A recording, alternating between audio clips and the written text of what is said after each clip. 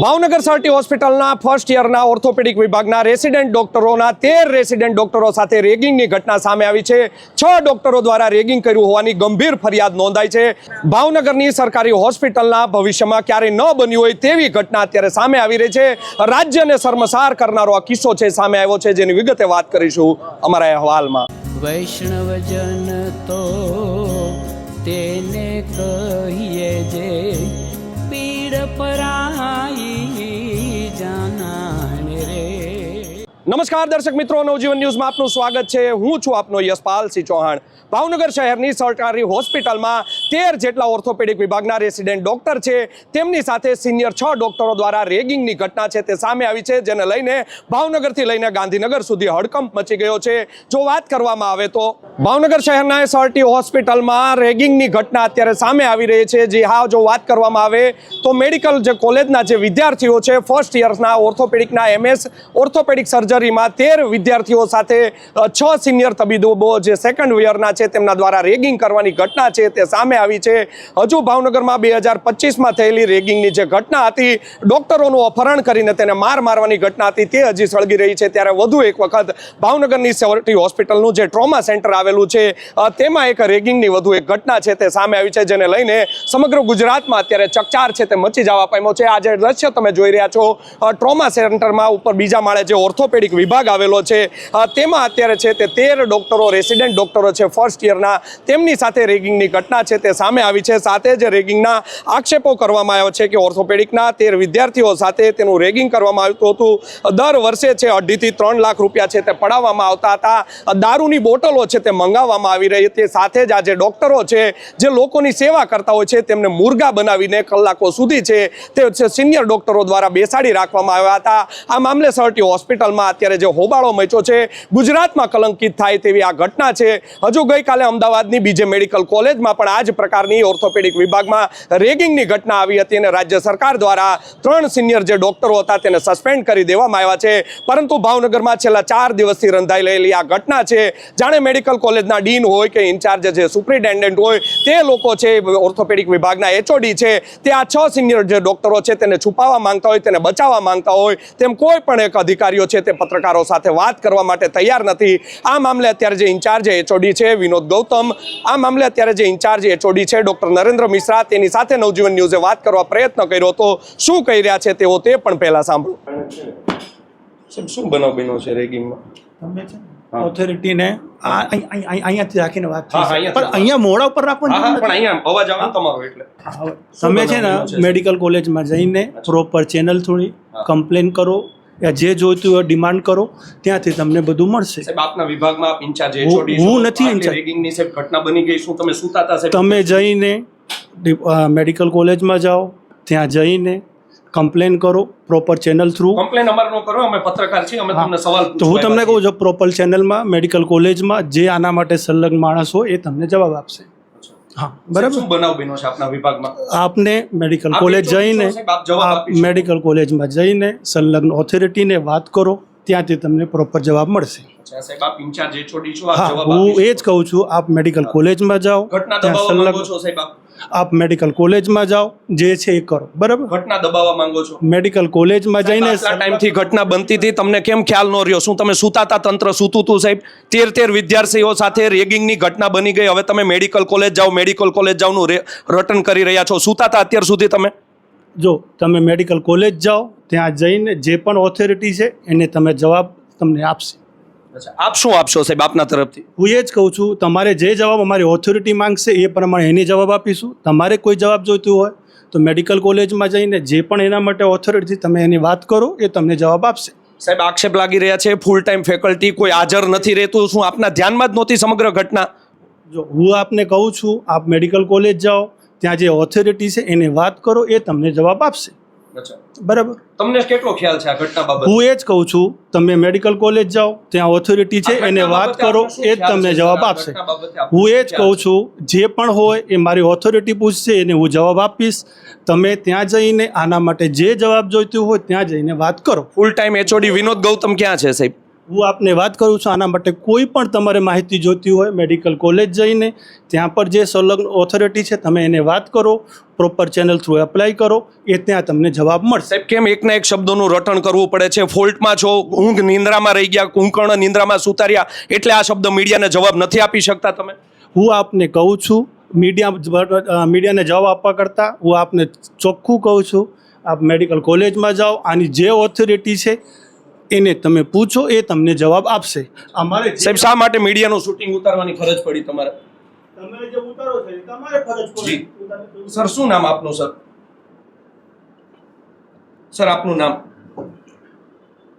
તો આપ સીધા જ જોઈ રહ્યા છો ભાવનગરને કલંકિત થતી આ જે ઘટના ઘટી છે, એમએસમાં ઓર્થોપેડિકના જે રેસિડેન્ટ ડોક્ટરો હતા તેની સાથે રેગિંગ કરવામાં આવ્યું છે. ડોક્ટરો છે તે અત્યારે લાજવાના બદલે ગાજી રહ્યા છે. પત્રકારો જ્યારે તેમને સવાલ પૂછવા આવ્યા છે ત્યારે એકની એક રટણ છે તેઓ કરી રહ્યા છે. મીડિયાનું તેઓ શૂટિંગ ઉતારી રહ્યા છે. લાજવાની બદલે આ ડોક્ટરો છે તે ગાજી રહ્યા છે. એક પણ સવાલનો જવાબ છે તેમને નથી આપી શકતા.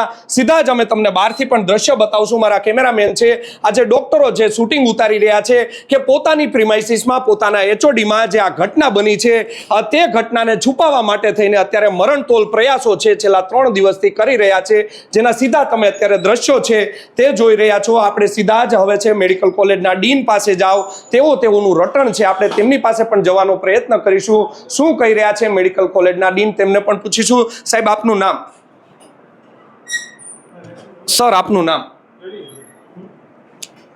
મને એક કાગળ આપો કે તમે મારો ઇન્ટરવ્યુ લેવા આવ્યા છો. જી, પણ આપનું નામ સર? અરે પણ મને પહેલા એક કાગળ આપો. સર આટલી ગંભીર ઘટના, સર ગંભીર ઘટના બની છે, આપ શું કહેશો સાહેબ? કોઈ ઘટના હશે ને મારા ધ્યાનમાં નથી આવી, એટલે મને કોઈ ખબર જ નથી. અચ્છા સાહેબ, આવડી મોટી ઘટના થઈ ગઈ, આપના ધ્યાનમાં જ નથી સર? જેના ધ્યાનમાં આવી છે એ ઓથોરિટીને પૂછો, મારા ધ્યાનમાં કોઈ. સર આપના વિભાગમાં આ ઘટના બની છે, માટે એક જવાબદાર પત્રકાર તરીકે અમે તમને પૂછવા માટે આવ્યા છીએ. ઘટનાનો મને કોઈ ખ્યાલ જ નથી, એટલે તમને આગળ મારી પાસેથી કોઈ આન્સર નહીં મળી શકે, કારણ કે મને જેનો ખ્યાલ ન હોય તમને શું આપી? તમે ડીન ઓફિસમાં સર 5 મહિનાથી ઘટના ઘટતી હતી તેવું લોકો કહે છે સાહેબ, આપ કહી રહ્યા છો કે આપના ધ્યાનમાં જ નથી. સર કેટલું સાચું હોઈ શકે? મને ખબર જ નથી, અને 5 મહિનાથી કોઈ ઘટના ઘટી હોય તો તમને કેમ ન ખબર પડી? તમને ખબર ન પડી એટલે પત્રકારોને સાહેબ ખબર ન પડી, તમને ફરિયાદ ન કરી. અત્યારે તો તમને મારી પહેલા ખબર પડી ગઈ ને સાહેબ? આજના પેપરોમાં એવું છે એટલા માટે અમને ખબર પડી. તમે ડીન ઓફિસ જાઓ, ત્યાંથી તમને બધું મળશે, કારણ કે ડાયરેક્ટ ઓથોરિટી ત્યાંના ઓલામાં છે ને, કન્સર્નમાં છે. અમને તો કોઈ ઘટનાની ખબર જ નથી. સર આપનું શુભ નામ? જાણી લેજો. નથી ખ્યાલ એટલે જ આપને પૂછી રહ્યા છીએ. અને તમે નામ જાણ્યા વગર તમે ઇન્ટરવ્યુ લ્યો છો? જી સર. નામ જાણ્યા વગર? હા, નામ જાણ્યા વગર સાહેબ. જાણી લેજો મારું નામ. જી, પણ આપનું નામ અમને કયો તો અમને સર ખ્યાલ આવશે ને આપનું સર. બધાને ખબર છે મારું નામ. આપને આખા ગામમાં ખબર હશે તો આખા ગામની આપને ખબર હોય છે, આખા ગામને ખબર હોય છે, તો તમારા વિભાગમાં આટલી મોટી ઘટના થઈ ગઈ કેમ ખ્યાલ ન રહ્યો છે? તમે તો જે ઉંમરમાં નાના છો, બાકી બધાને ખબર હોય છે, અને આવી રીતના હું તો કોઈ મારા મોટાને વાત નથી કરતો. અચ્છા સાહેબ, આપ ગર્ભિત ચીમકી આપી રહ્યા છો? ચીમકી એટલે શું? અમે કોઈ ચીમકી આપી જ નથી. હું તમને ખાલી એમ કહું છું કે તમે ઓથોરિટીને જઈને પૂછો, ત્યાં તમને બધા જવાબ મળી રહેશે. તમે આગળ ખાલી છે ને તમારો ટાઈમ પાસ કરો છો. બરાબર. અમે પત્રકારો ટાઈમ પાસ નથી કરી રહ્યા સાહેબ. ભાવનગરને કલંકિત થતી આટલી ઘટના બની છે તે પૂછવા માટે આવ્યા. તમને સમજાવું છું કે સાહેબે સમજાવ્યું કે તમને ડીન ઓફિસ જાઓ, ત્યાંથી તમને બધા જવાબ મળી જશે. તો હું તમને આનાથી વધારે વિશે શું કહું? સાહેબ આપની ખ્યાલમાં જ નથી આ ઘટના, તમે શૂટિંગ ઉતારી રહ્યા છો, પત્રકારને દબાવવા માટે આ શૂટિંગ ઉતારો છો. દુબઈ નહીં તો તમે ખાલી બધા લોકોને દબાવી શકો. નહીં, ભાવનગરની આ ઘટના થઈ છે તે સારી ઘટના છે, આપ શું માનો છો? કોઈ ઘટના થઈ જ નથી, મારા ધ્યાનમાં નથી એટલે નથી થઈ. મારા ધ્યાનમાં નથી આવી, મને ખબર નથી કોઈ ઘટનાનો. તો આપે જાણ્યું આ જે ડોક્ટર છે તેઓ કહી રહ્યા છે કે મારા ધ્યાનમાં કોઈ આવી ઘટના છે તે ઘટી જ નથી. આખા ગામને મારું નામ ખબર છે, તમે મારું નામ જાણ્યા વગર કેમ આવ્યા? આ પ્રકારના સવાલો છે તે આ ડોક્ટરો કરી રહ્યા છે. રાજ્ય સરકાર પણ જો આ અમારું ઇન્ટરવ્યુ જોતું હોય, ડોક્ટર પ્રફુલ પાનસેરિયા કેબિનેટ મંત્રી છે, તમે પણ જો આ ઇન્ટરવ્યુ જોતા હો તો એક્શન લેજો કે તમારા વિભાગમાં, તમારા તાબા નીચે આવતી ભાવનગરની સર્ટી હોસ્પિટલમાં કયા પ્રકારની લાલિયાવાડી છે તે ચાલી રહી છે. એકબીજા ઉપર આ લોકો ખો આપી રહ્યા છે. ઇન્ચાર્જ એચઓડી જે હતા તેની સાથે નરેન્દ્ર મિશ્રા સાથે અમે વાત કરવાનો પ્રયત્ન કર્યો હતો, ત્યારે તેમણે કહ્યું છે કે હું આ બાબતે કંઈ જ નહીં કહું, ડીનને પૂછો, ડીનને પૂછો, ડીનને પૂછો. આક્ષેપ લાગી રહ્યા છે કે છેલ્લા 5 મહિનાથી 13 જે રેસિડેન્ટ ડોક્ટરો હતા તેમની સાથે રેગિંગ કરવામાં આવી રહ્યું છે. તેને લઈને હવે અમે સવાલ પૂછવા આવ્યા હતા, ત્યારે ડોક્ટરો છે તે પોતાની જવાબદારીથી ભાગી રહ્યા છે. જોવું રહ્યું આગામી સમયમાં હવે મેડિકલ કોલેજના ડીન છે તે આ બાબતે શું ખુલાસો કરે છે, ભાવનગરના ઇન્ચાર્જ જે સુપ્રિન્ટેન્ડન્ટ છે જિજ્ઞાબેન તેઓ શું ખુલાસો કરે છે છે તે તો આવનારો સમય જ કહેશે. તો આખી ઘટનાને લઈને છુપાવવા માટે કઈ પ્રકારના હવાત્યા છે તે છોડી છે તે મારી રહ્યા છે. ઓર્થોપેડિક વિભાગમાં જ્યારે નવજીવન ન્યૂઝ સાથે પત્રકારો પહોંચ્યા હતા ત્યારે ડોક્ટરો છે તે આ લાજવાની બદલે ગાજી રહ્યા છે. તમારા વિભાગમાં આટલો મોટો કાંડ થઈ જાય, રેગિંગની ઘટના થઈ જાય, 5 મહિનાથી આ રેગિંગની ઘટના છે તે ચાલી રહી હતી તેવા પણ આક્ષેપો લગાવવામાં આવ્યા છે. પરંતુ આ ડોક્ટરો કહી રહ્યા છે અમને કાંઈ ખ્યાલ નથી, ડીન ઓફિસે જાઓ, ડીન ઓફિસે જાઓ, ડીન ઓફિસે જાઓ, માત્ર એકને એક રટણ છે તે કરી રહ્યા છે. પત્રકારો જ્યારે તેની ઓફિસ સુધી પહોંચી ગયા હતા ત્યારે જે HOU છે એટલે કે હેડ ઓફ યુનિટ છે પિનાક વોરા તે લાજવાની બદલે તે પણ ગાજી રહ્યા હતા. પત્રકારોનું શૂટિંગ છે તેઓ ઉતારવા લાગ્યા હતા જાણે પત્રકારોને ગર્ભિત ચીમકી આપતા હોય તે મુજબ તેમનું વર્તન હતું. મોટા સાહેબીની જેમ તમે દ્રશ્યમાં જુઓ કઈ રીતે તેઓ બેઠા હતા અને કહી રહ્યા છે કે આખા ગામને મારું નામ ખબર છે, તમને ખબર નથી. આ પ્રકારની ગર્ભિત ચીમકી છે તેમણે આપી છે. જોવું રહ્યું હવે મેડિકલ કોલેજના ડીન છે તે હવે આ પ્રકારમાં શું આ જે ઘટના બની છે તેમાં કયા પ્રકારના પગલાં ભરે છે. રાજ્ય સરકારે આને ગંભીર નોંધ લેવી પડશે. નવજીવન ન્યૂઝ છે તે સતત ભાવનગર સરટી હોસ્પિટલની જે ચાલતી લાલિયાવાડી છે તેને ઉજાગર કરતું આવ્યું છે. હજુ થોડા દિવસ પહેલાની જો વાત કરવામાં આવે તો આ જ ઓર્થોપેડિક વિભાગમાં ગારિયાધારનો એક જે પેશન્ટ હતો છેલ્લા 26 દિવસથી તેને દાખલ કરવામાં આવ્યો હતો અને માત્ર કારણ હતું કે ઇમ્પ્લાન્ટ છે તે હાજર નહોતા. ઇમ્પ્લાન્ટ એટલે કે જે ડૉક્ટરની ભાષા છે, ઇમ્પ્લાન્ટને સાદી ભાષામાં કહીએ તો હાથ ભાંગી ગયા હોય, પગ ભાંગી ગયા હોય, તેમાં જે પ્લેટ નાખવાની હોય છે તેને ઇમ્પ્લાન્ટ કહેવામાં આવે છે. પરંતુ આ સરટી હોસ્પિટલની ઓર્થોપેડિક વિભાગની ઘોર બેદરકારીના કારણે એક જે પેશન્ટ છે, દર્દી છે, તેને 26 સુધી મારા પાછળ જે દ્રશ્ય જોઈ રહ્યા છો ત્યાં અંદર છે ખાટલામાં સુવડાવી રાખવામાં આવ્યો હતો. આમ આવી અનેક ઘટનાઓ છે, બેદરકારીની ઘટનાઓ છે તે સામે આવતી હોય છે. એક પણ સિનિયર ડોક્ટરો છે તે આ હોસ્પિટલમાં ડોકાતા નથી હોતા. વિથ પ્રાઇવેટ પ્રેક્ટિસ પણ અનેક ડોક્ટરો છે તે અહીંયા નોકરી કરી રહ્યા છે. સાથે તેવા પણ ગંભીર આક્ષેપો લાગી રહ્યા છે કે ઓર્થોપેડિક વિભાગના જે HOD છે ડોક્ટર વિનોદ ગૌતમ તે તો ક્યારે અહીંયા ભાવનગર ડોકાતા જ નથી. પોતાનું પ્રાઇવેટ હોસ્પિટલ છે તે અમદાવાદમાં ચલાવી રહ્યા છે. તો ફૂલ ટાઈમ સરકારી ડોક્ટર છે તો કઈ રીતે પ્રાઇવેટ હોસ્પિટલ તેઓ ચલાવી રહ્યા છે તેવા પણ અનેક આક્ષેપો છે તેની ઉપર થયા છે. હવે આ ભાવનગર સરટી હોસ્પિટલનું નામ છે મહારાજા કૃષ્ણકુમાર સિંહજીએ ભાવનગરની પ્રજાનું ભલું થાય. આજુબાજુના જે જિલ્લા છે 5 જિલ્લાના જે લોકો છે ભાવનગર, અમરેલી, બોટાદ, ગીર સોમનાથ છે તેના દર્દીઓ છે તે અહીંયા સારવાર લેવા માટે આવતા હોય છે. દર્દી દેવો ભવની આપણે વાતો કરતા હોય છે પરંતુ દર્દી છે તે એકવાર સરટી હોસ્પિટલમાં આવે પછી કેટલો હેરાન થઈને જતો હોય છે, નિશાસા નાખીને જતો હોય છે કે અમે એકવાર તો આવ્યા પરંતુ ભગવાન કરે ને હવે બીજી વાર કોઈ ત્યાં સરટી હોસ્પિટલમાં આવવાનું ન થાય. તેવા પણ લોકો છે તે નિશાસા નાખીને જાય છે. ક્યાં મોઢે આપણે દર્દી દેવો ભવની વાતો કરીએ છીએ, રાજ્ય સરકાર મોટા ઉપર વાત કરે છે. કેબિનેટ મંત્રી પ્રફુલ્લ પાનસેરિયા, જો તમે આજે અમારા સમાચાર જોતા હો તો તમે ચોક્કસથી આની તપાસ કરાવજો કે કયા પ્રકારની લાડિયાવાડી છે તે તમારા હેલ્થ વિભાગ નીચે આવતા ભાવનગરની આ સરટી હોસ્પિટલમાં ચાલી રહી છે.